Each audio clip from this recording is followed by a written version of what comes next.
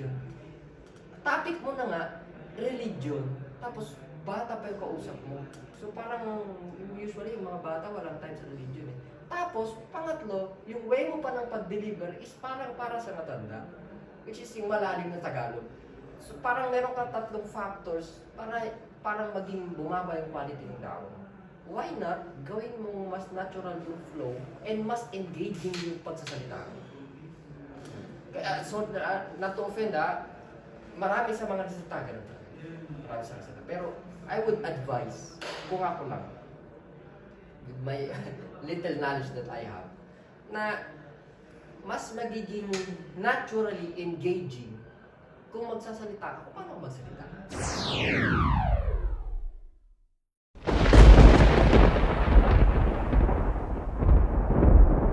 At kasi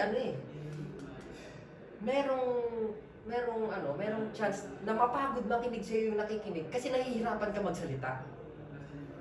Parang, alam mo yung expression na ako'y nahihirapan dito eh. Alam mo yun? Kapag nahihirapan ka, kasi pag nagsasalita ka sa harap, nagdadawa ka, hirap ka na nga kung ano sasabihin mo. Pangalawa, hirap ka pa rin, paano mo sabihin yung sasabihin mo? Dahil bakit? Kasi gusto mong gawing malalim yung Tagalog. Nakuha natin. So try mo gawing mong mas natural kung paano ka magsalita. Kung mag-taglish ka, mag-taglish ka. Pero kung mag-a-adapt ka ng way ng pananalita na hindi naman talaga yun yung way mo, mahirapan talaga. Mahirapan talaga. At ang outcome, nahihirapan sila makinig sa'yo, nahihirapan ka rin magsalita. So yun lang. Iniisip mo na anong sasabihin mo, naisip mo na, alhamdulillah. Ang problema mo next, paano mo sasabihin? Why not tanggalin mo na ito? Paano tatanggalin yun? Magsalita kung paano magsalita. That way, ito lang yung problema mo. Kung ano lang sasabihin mo. Yung delivery, wala na. Yun ang isa sa advice na mabibigay. At para na rin sa paano na rin ito sa effectivity ng dawa natin. Para na rin sa effectivity ng dawa natin.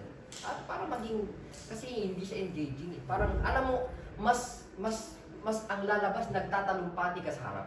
Instead of kinakausap mo sila. May pagkakaiba yun eh. Kung titignan mo, para kang nagtatalumpati. Rather, dapat ang lumalabas, kinakausap mo sila. May connection between the listener and the speaker. Pero ang nangyari, parang lang. Sapagkat ang panahon natin ngayon, para si Marcos or yung mga politician pagsalita. Hindi dati. Try to be more engaging, try to be more natural. Kailangan yung connect ka dun sa puso. Yes.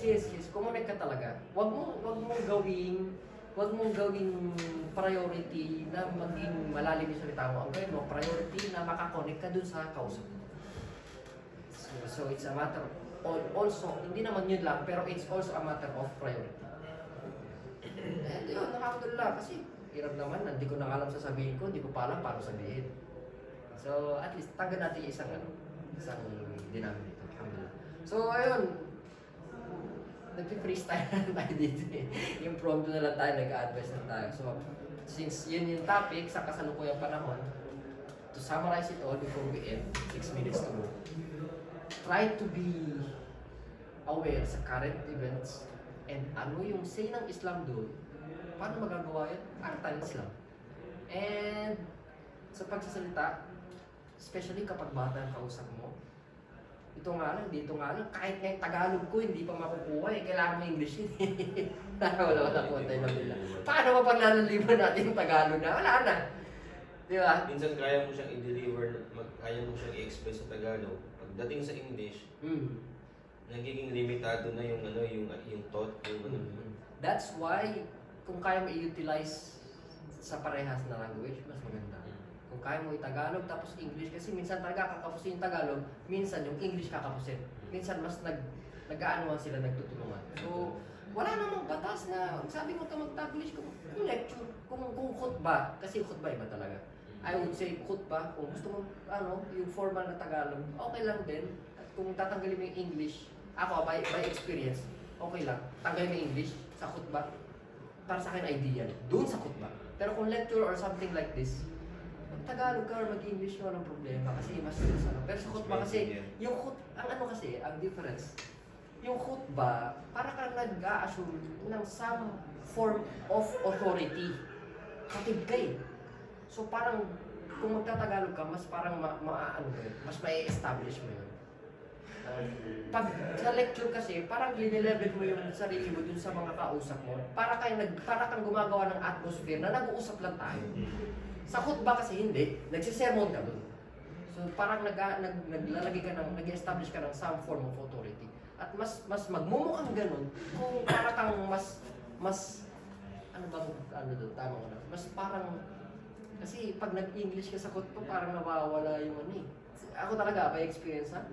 At yung tao, kinain ng layon. Parang doon pumunta sa layon, parang bumaba yung ano eh. Parang ganun. Kasi alaw-alaw. Sa akin, ganun yung observation ko. So parang akin, sa opinion ko, kung khutbah, mas na-establish yung authority mo as a khatib kung magiging Tagalog yung pagsalita mo. Pero kung ganito sa lecture or sa muhadara, mas may na mag-Taglish ka or saan ka komportable. And huwag ka mag-assume ng ibang karakter. Paano magsalita yung salita mo. Yun lang. So, alhamdulillah. Nawagi lang ng text. Ustad Jamil, bumalik ka. So, fajazakumullahu khairan. Sallallahu ala nabiyina Muhammadin wa ala alihi wa sahbihi ajma'in. Lastly, may tanong? Wala. Raz. Wala na. Fassalamu alaikum wa rahmatullahi wa barakatuh. Last, kapag nagsabi kayo ng amma ba'ad, ang kasunod na salita, lagyan nyo ng fa. Lagyan ng Fa. Amma ba'ad, instead of assalamu, gawin mong fassalamu. Kasama yun sa kaida, sa pamantayan sa Arabic. After ka ng amma ba'ad, Bakit may fast? nasa ano yun, sa isang book yun sa kitab. Wala po tayo na bila. Paano ba pag nalaliban natin yung Tagalog na? Wala na. Di ba? Minsan kaya mo siyang i-deliver, kaya mo siyang i-express sa Tagalog. Pagdating sa English, nagiging limitado na yung ano, yung thought, yung ano. That's why kung kaya mo i-utilize sa parehas na language, mas maganda. Kung kaya mo i-Tagalog tapos English, kasi minsan talaga kakapusin yung Tagalog, minsan yung English kakapusin. Minsan mas nag-aanuhan sila, nagtutulungan. So, wala namang batas na sabi mo ka mag-Taglish kung lecture, kung khutbah, kasi khutbah iba talaga. I would say khutbah, kung gusto mo yung formal na Tagalog, okay lang din. At kung tatanggalin mo yung English, ako by experience, okay lang. Tanggalin mo yung English sa khutbah. Para sa akin ideal, doon sa khutbah. Pero kung lecture or something like this, Tagalog ka or mag-English ka, walang problema kasi mas ano. Pero sa khutbah kasi, ang difference, yung khutbah, para kang nag-a-assume ng some form of authority. Katib ka eh. So parang, kung magtatagalog ka, mas parang mas may establish mo yun. Pag sa lecture kasi, parang linelevel mo yung sarili mo dun sa mga kausap mo. Para kang gumagawa ng atmosphere na nag-uusap lang tayo. Sa khutbah kasi hindi, nagsisermon ka dun. So parang naglalagay ka ng, nag-establish ka ng some form of authority. At mas magmumukhang ganun kung para kang mas ano bang ano doon, tama ko na. Mas parang kasi pag nag-English ka sa khutbah, parang nawawala yung ano eh.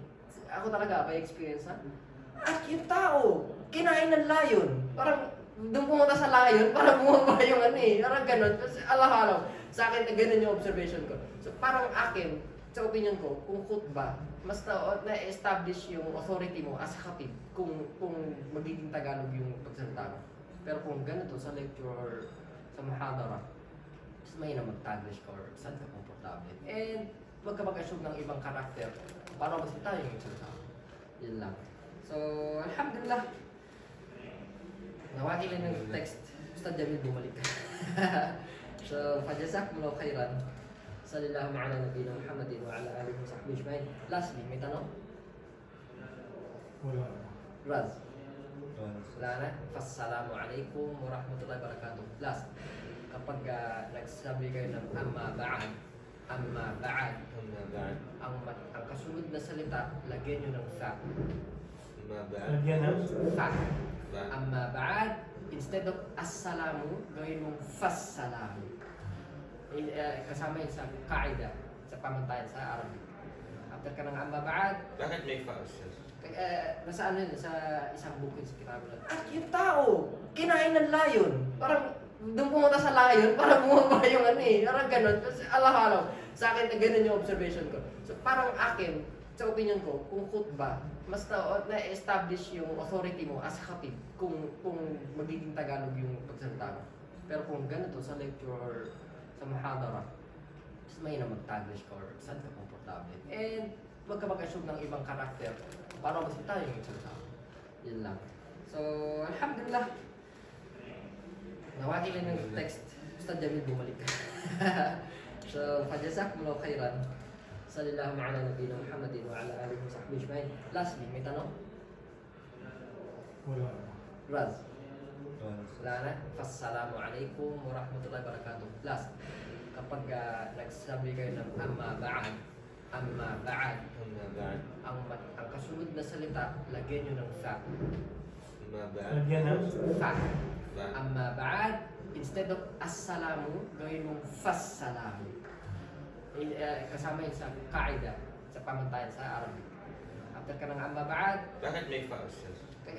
nasa ano yun, sa isang book yun sa Kitabul Al-Kariyata. Pero hanapin ko yung reference. Pero kasama yun, isa yun sa ano, pagtas mga ababaan. Ibig sabihin ang mabad, di ba ano yun? Gusto mong sabihin, ano eh? Ang amabad, ang mean kasi nasa dawa na rin tayo. Ang amabad, ibig sabihin yun, kumbaga parang patungkol sa darating na topic. Or Yun. kung kumbaga, about what's to come after. Kasi yung baad kasi baad, di ba? Baad of dhuhr, after dhuhr. Amma baad. About what's to come after, tapos yung topic mo na. So parang, yung amma baad para siyang border between yung introduction mo, innal hamdalillah, nahmaduhu, bla bla bla. And then amma baad, and then yung topic mo na. Yun siya. Yun yung sir. Lagyan mo ng fat. Lagyan mo na. Assalamualaikum warahmatullahi wabarakatuh. So, ibig sabihin, kung makarinig kayo ng, nasa book yan, kay Imam Nawawi yata. Hanapin natin siya. Kaya pa naririnig ko din yung iba. Sabi sabi fast. Kasi may mga So, ibig pinapakita sabihin, nabasa nila yung ang mabad. Tapos, pero ba't parang hindi assalam? Naririnig ko iba yung Pasalamat. Dahil merong kaida, merong ruling na gano'n. assalam. So, yun lang, alhamdulillah, hopefully, tanggapin ni Allah yung efforts natin. Dahil sayang yung mga intention natin, wag lumis yung intention natin na, especially sa mga teacher. Kasi yung mga teacher, meron kaming hadith na, nagturo ako, ya Allah, sinungaling ka. Pero yung estudyante, wala dun sa hadith na yun. So, mas subject kami dun. So, kaya naman tayo ni Allah subhanahu wa ta'ala ng tamang niyat sa pagtuturo. At tanggapin nawa ni Allah subhanahu wa ta'ala yung ating efforts. Assalamualaikum warahmatullahi wabarakatuh. Waalaikumsalam. Hindi ko kayang ituloy-tuloy ito. Kasi